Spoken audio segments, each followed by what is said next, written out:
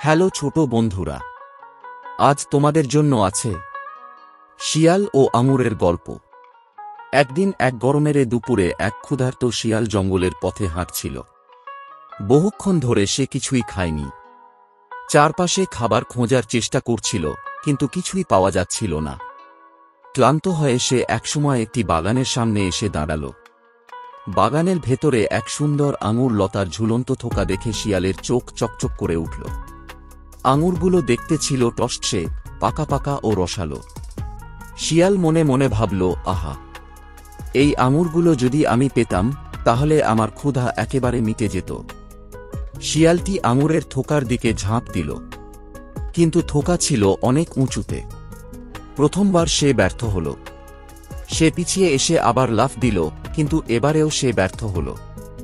এভাবে বহুবার চেষ্টা করেও সে আঙুর ছুঁতে পারল না। ঘাম ঝরতে লাগল তার শরীর থেকে। ক্লান্ত হয়ে সে কিছুক্ষণ থেমে গেল। তারপর নিজেকে বলল, আরেকবার চেষ্টা করি। আবার সে দৌড়ে এসে লাফ দিল, আবারও ব্যর্থতা। তার পা কাঁপছিল, নিঃশ্বাস ছুটছিল, কিন্তু তবুও সে চেষ্টা ছাড়েনি।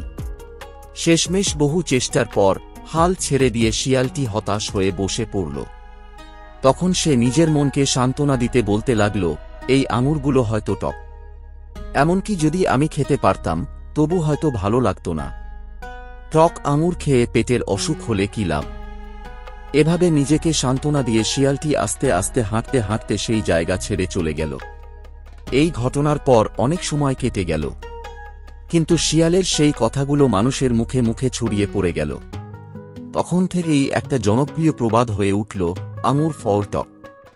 চ্যানেলটি অবশ্যই সাবস্ক্রাইব করুন, কারণ আর কিছু দিনের মধ্যে আসতে চলেছে আরও মজার মজার গল্প।